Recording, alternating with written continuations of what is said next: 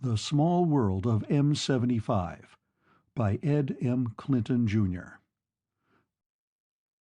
The Small World of M-75. Like sparks flaring briefly in the darkness, awareness first came to him.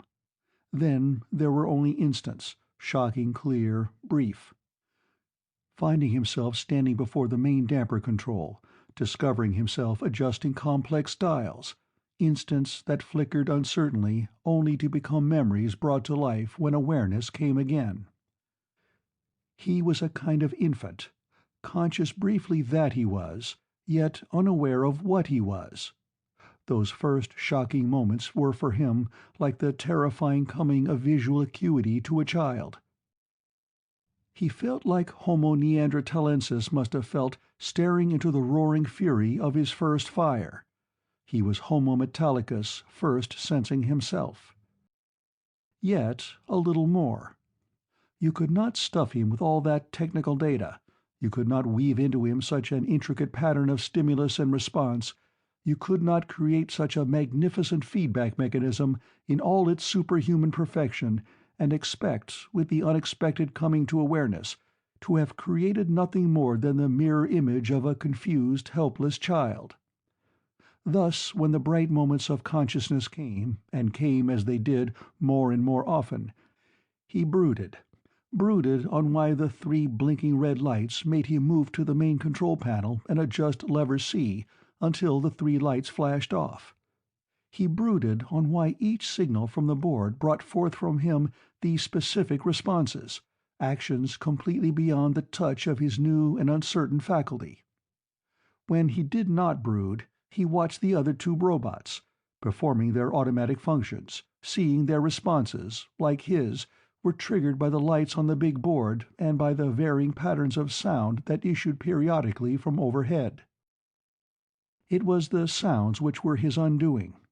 The colored lights, with their monotonous regularity, failed to rouse him. But the sounds were something else, for even as he responded to them, doing things to the control board in patterned reaction to particular combinations of particular sounds, he was struck with the wonderful variety and the maze of complexity in those sounds, a variety and complexity far beyond that of the colored lights. Thus, being something of an advanced analytic calculator, and being, by virtue of his superior feedback system, something considerably more than a simple machine, though he perhaps fell short of those requisites of life so rigorously held by moralists and biologists alike, he began to investigate the meaning of the sounds. Bert Sokolsky signed the morning report and dropped it into the transmitter. He swung around on his desk stool. He was a big man, and the stool squealed in a sharp protest to his shifting weight. Joe Gaines, who was short and skinny and dark-haired as his colleague was tall and heavily muscled and blond, shuddered at the sound. Sokolsky grinned wickedly at his flinching. "Check-up time, I suppose," muttered Gaines without looking up from the magazine he held propped on his knees. He finished the paragraph, snapped the magazine shut, and swung his legs down from the railing that ran along in front of the data board. "Dirty work for white-collar men like us." Sokolsky snorted. "You haven't worn a white shirt in the last 6 years," he growled, rising and going to the supply closet. He swung open the door and began pulling out equipment. "Come on, you lazy runt. Hoist your own lead box." Gaines grinned and slouched over to the big man's side.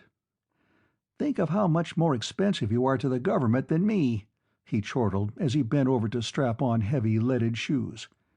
"Big fellow like you must cost 'em twice as much to outfit for this job." Sokolsky grunted and struggled into the thick, radiation-resistant suit. "Think how lucky you are, runt," he responded as he wriggled his right arm down the sleeve, "that we've got those little servo-mechs in there to do the real dirty work. If it weren't for them, they'd have all the shrimps like you crawling down pipes and around dampers and generally playing filing cabinet for loose neutrons." He shook himself. "Thanks, Joe," he growled as Gaines helped him with a reluctant zipper. Gaines checked the big man's oxygen equipment and turned his back so that Sokolsky could okay his own. "You're set?" said Sokolsky, and they snapped on their helmets, big inverted lead buckets with narrow strips of shielded glass providing strictly minimal fields of view. Gaines plugged one end of the thickly insulated intercom cable into the socket beneath his armpit, then handed the other end to Sokolsky, who followed suit. Sokolsky checked out the master controls on the databoard and nodded. He clicked on the talkie. "Let's go," he said, his voice echoing inside the helmet before being transmitted, sounding distant and hollow. Gaines leading, the cable sliding and coiling snake-like between them, they passed through the doorway, over which huge red letters shouted, "Anyone who walks through this door unprotected will die," and clomped down the zigzagging corridor toward the uranium pile that crouched within the heart of the plant. Gaines moaned, "It gets damned hot inside these suits." They had reached the end of the trap, and Sokolsky folded a thick mittened hand over one handle on the door to the hot room. "Not half so hot as it gets outside it, sweetheart, where we're going." He jerked on the handle, and Gaines seized the second handle and added his own strength. The huge door slid unwillingly back. The silent sound of the hot room surged out over them, the breathless whisper of chained power struggling to burst its chains. Sokolsky checked his neutron tab and his gamma reader, and they stepped over the threshold. They leaned into the door until it had slid shut again. "I'll take the servomech, Bert," piped Gaines, tramping clumsily toward the nearest of the gyro-balanced single-wheeled robots. "You always do, it being the easiest job. Okay, I'll work the board." Gaines nodded, a gesture invisible to his partner. He reached the first servo, a squat, gleaming creature with the symbol M11 etched across its rotund chest, and deactivated it by the simple expedient of pulling from its socket the line running from the capacitor unit in the lower trunk of its body to the maze of equipment that jammed its enormous chest. The instant M11 ceased functioning, the other two servomechs were automatically activated to cover that section of the controls with which M11 was normally integrated. This was overloading their individual capacities, but it was an inherent provision designed to cover the emergency that would follow any accidental deactivation of one of them. It was also the only way in which they could be checked. You couldn't bring them outside to a lab. They were hot. After all, they spent their lives under a ceaseless fusillade of neutrons, washed eternally with the deadly radiations pouring incessantly from the pile whose overlords they were. Indeed, next to the pile itself, they were the hottest things in the plant. "Nice job these babies got," commented Gaines as he checked the capacitor circuits. He reactivated the servo and went on to M19. "If you think it's so great, why don't you volunteer?" countered Sokolsky, a trifle sourly. "Incidentally, it's a good thing we came in, Joe. There's half a dozen units here working on reserve transistors." Their sporadic conversation lapsed. It was exacting work, and they could remain for only a limited time under that lethal radiation. Then, almost sadly, Gaines said, "Looks like the end of the road for M-75. "Oh?" Sokolsky came over beside him and peered through the violet haze of his viewing glass. "He's an old-timer." Gaines slid an instrument back into the pouch of his suit and patted the robot's rump. "Yep, I'd say that capacitor was good for about another 36 hours. It's really overloading." He straightened. "You done with the board?" "Yeah, let's get out of here." He looked at his tab. "Time's about up anyway. We'll call a demolition unit for your pal there, and then rig up a service pattern so one of his buddies can repair the board." They moved toward the door. M-75 watched the two men leave, and deep inside him something shifted. The heavy door closed with a loud thud. The sound registered on his aural perceptors and was fed into his analyzer. Ordinarily, it would have been discharged as irrelevant data, but cognizance had wrought certain subtle changes in the complex mechanism that was M-75. A yellow light blinked on the control panel, and in response he moved to the board and manipulated handles marked Damper 19, Damper 20. Even as he moved, he lapsed again into brooding. The men had come into the room. clumsy, uncertain creatures, and one of them had done things, first to the other two robots and then to him. When whatever it was had been done to him, the blackness had come again, and when it had gone, the men were leaving the room. While the one had hovered over the other two robots, he had watched the other work with the master control panel. He saw that the other servomechs remained unmoving while they were being tampered with. All this was data, important, new data. "M11 will proceed as follows," came the sound from nowhere. M-75 stopped ruminating and listened. There was a further flood of sounds. Abruptly, he sensed a heightening of tension within himself as one of the other servos swung away from its portion of the panel. The throbbing, hungry segment of his analyzer that awareness had severed from the fixed function circuits noted from its aloof vantage point that he now responded to more signals than before, to commands whose sources lay in what had been the section of the board attended by the other one.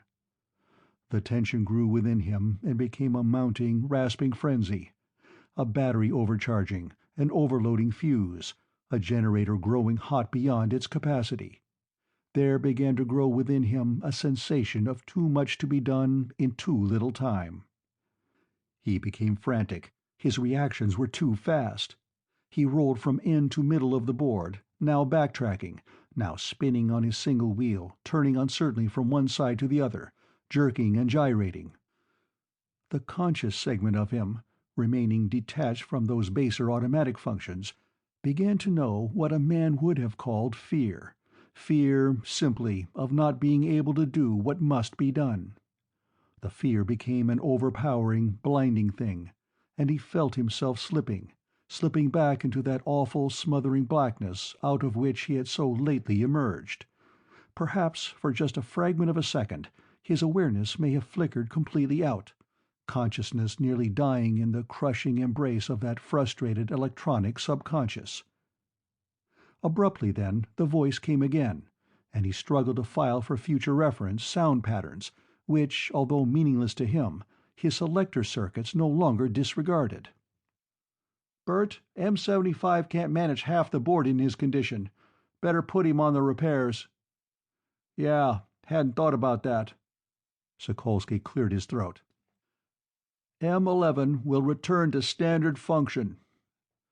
M-11 spun back to the panel, and M-75 felt the tension slacken, the fear vanish.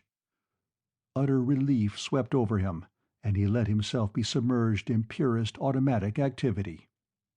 But as he rested, letting his circuits cool and his organization return, he arrived at a deduction that was almost inescapable.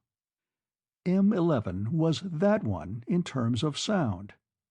M-75 had made a momentous discovery which cast a new light on almost every bit of datum in his files. He had discovered symbols. "M-75," came the voice, and he sensed within himself the slamming shut of circuits, the whir of tapes, the abrupt sensitizing of behavior strips.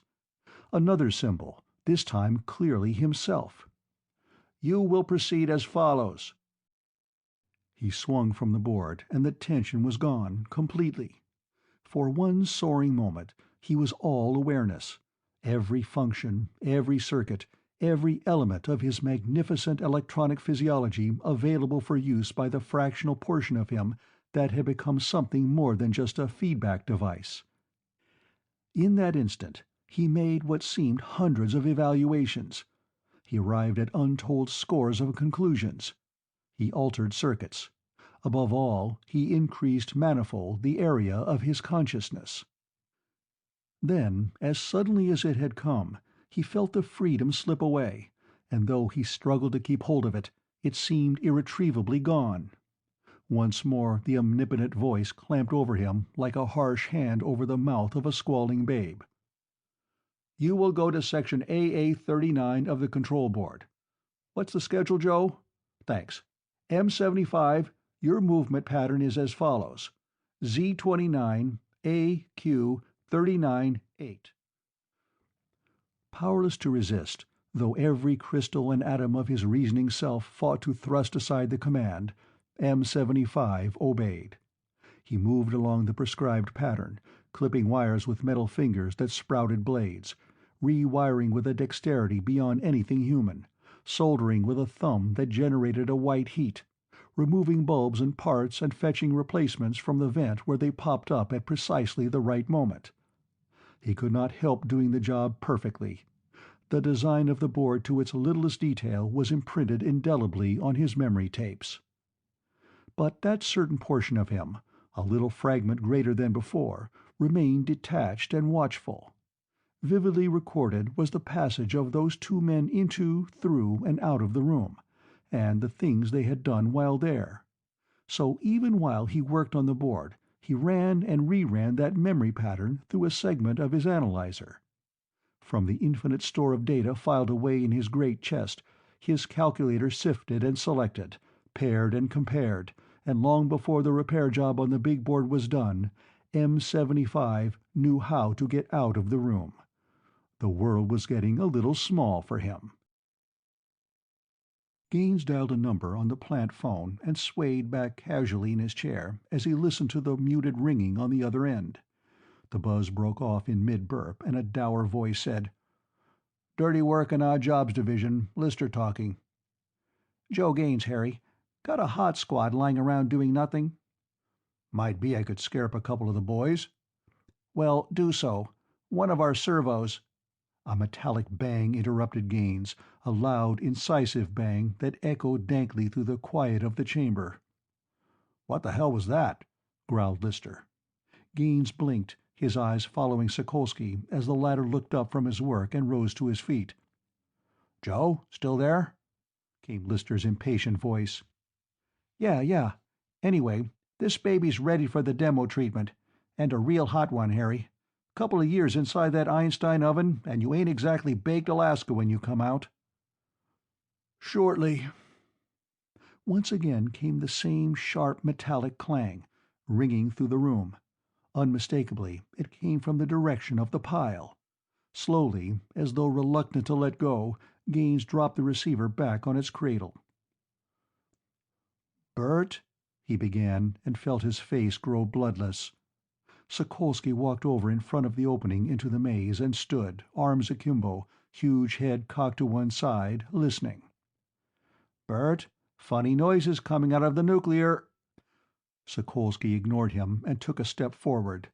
Gaines shuffled to his side, and they listened. Out of the maze rattled half a dozen loud, grinding, metallic concussions. "Bert." "You said that before." "Bert, listen!" screeched Gaines.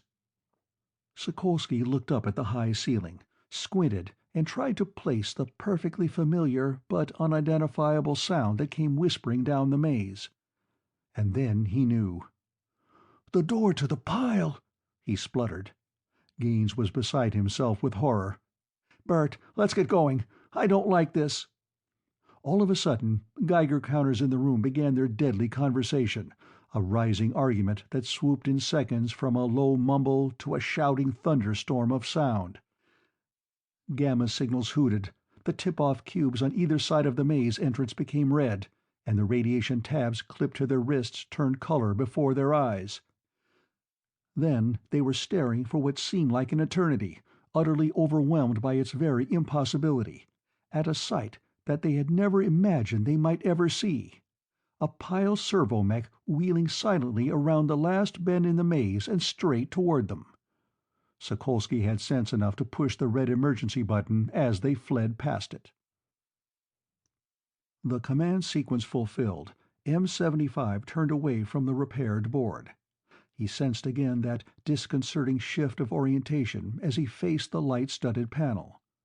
Once more he was moving in quick automatic response to the flickering lights. Once more his big chest was belching and grumbling and buzzing instantaneous unthought answers to the problem data flashing from the board. But now he remained aware that he was reacting, and conscious also that there had been times when he did not respond to the board. The moment-to-moment operation of the controls occupied only a small portion of his vast electrical innards. So, as he rolled back and forth, flicking controls and adjusting levers, doing smoothly those things which he could not help but do, The rest of his complex, changing faculties were considering that fact, analyzing, comparing it to experience and memory, always sifting, sifting. It was not too long before he came to a shocking conclusion. Knowing that the sounds that had set him to working on the repair pattern had first disassociated him from the dictatorship of the blinking lights, remembering exultantly that supreme moment of complete freedom, shocked by its passing, remembering that its passing, like its coming, had followed a set of sounds. There was only one possible conclusion that could be derived from all of this. He located, in his memory banks, the phrase which had freed him from the board, and he traced its complex chain of built-in stimulus response down into the heart of his circuitry. He found the unit, or more accurately, he found its taped activating symbol, that cut him from the board. For a moment he hesitated, not really sure of what to do.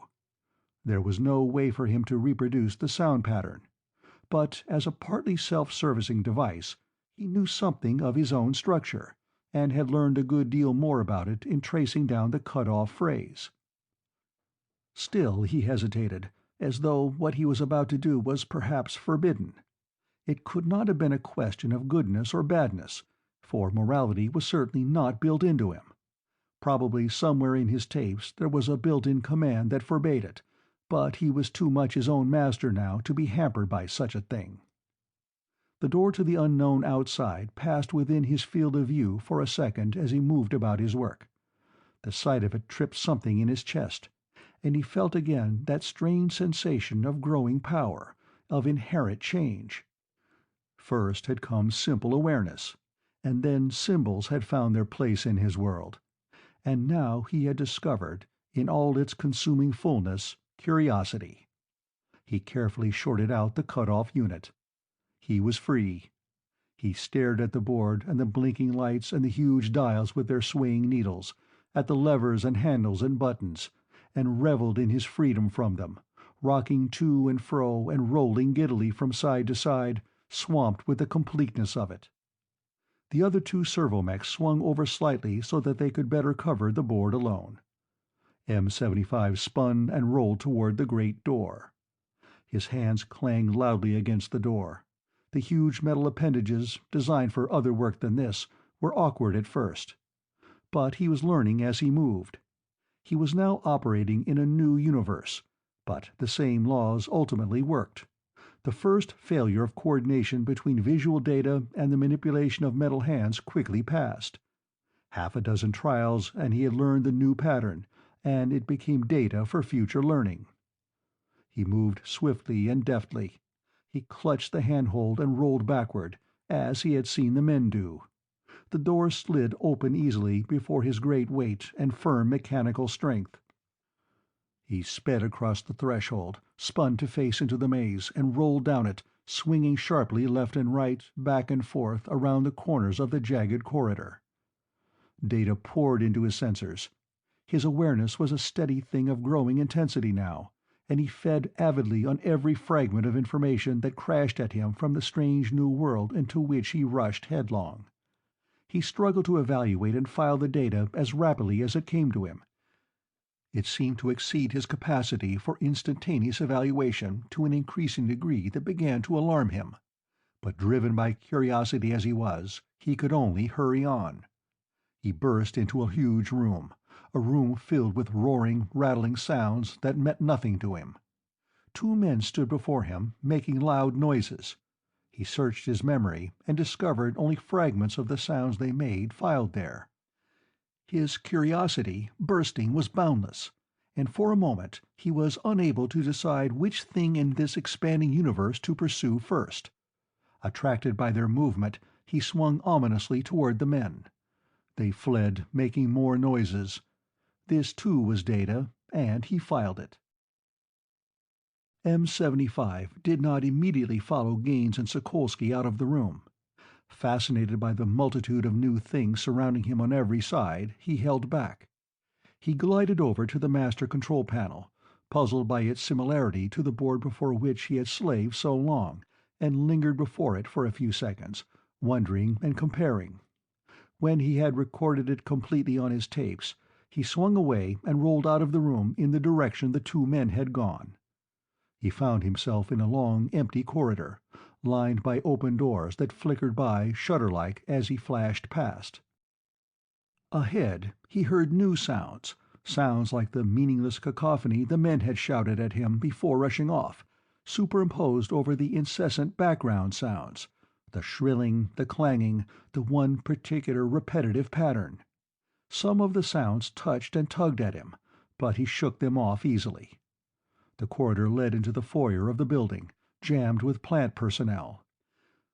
Their excitement and noise-making rose sharply as he entered.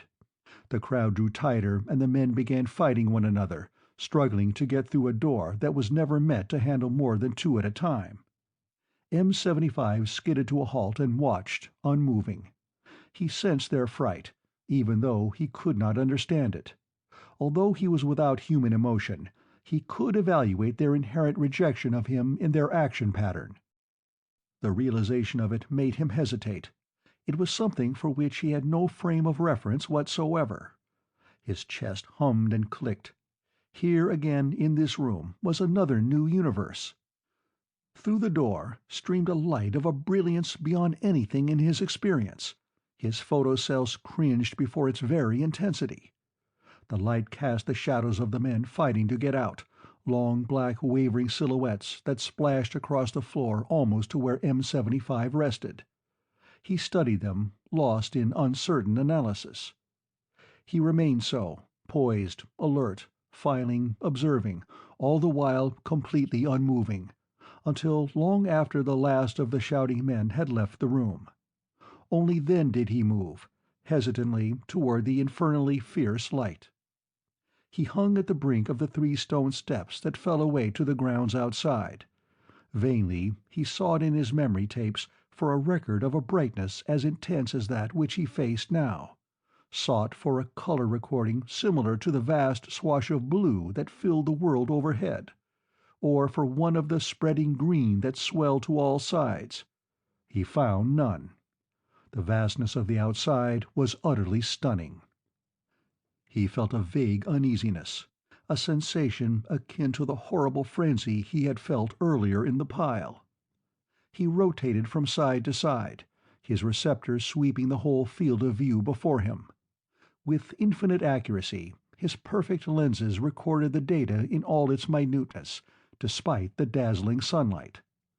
There was so much new that it was becoming difficult to make decisions. The vast rolling green, the crowds of men grouped far away and staring at him, above all the searing light. Abruptly, he rejected it all.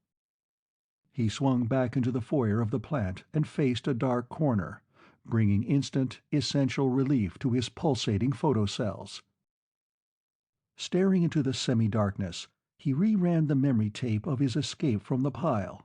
The farther he had moved from the pile, it seemed, the less adjusted he had become, the less able he was to judge and correlate. Silently, lost in his computations, he rolled around and around the foyer for a long, long time. He became aware, finally, that the brilliance outside had paled. He went again to the door and watched the fading sunlight, caught the rainbow splendor that streaked the evening sky. He waited there, fighting the reluctance inside himself. The driving curiosity that had brought him this far overcame that curious, perplexing reticence, and he looked down at the steps and measured their width and depth so that he might set up a feedback pattern. This done, he bounced almost jauntily down them. He had rolled perhaps 50 feet down the smooth pathway curving across the grounds when he made out, clearly discernible in the gathering dusk, the 3 men and the machine that were moving toward him. It was the last bit of datum he ever filed. The demolition squad had finished with the hot remains of M-75, and their big truck was coughing away into the night. One by one, the floodlights that had lighted their work flickered out. "Pretty delicate machines, after all," commented Sokolsky. "One jolt from that flamethrower." Gaines was silent as they walked back toward the plant. "Bert," he said slowly, "what the hell do you suppose got into him?" Sokolsky shrugged. You were the one who spotted the trouble with him, Joe. Just think, if you could have checked him out completely—" Gaines could not help looking up at the stars and saying what he had really been thinking all along. "It's a small world, Bert. A small world." The end of The Small World of M-75 by Ed M. Clinton, Jr.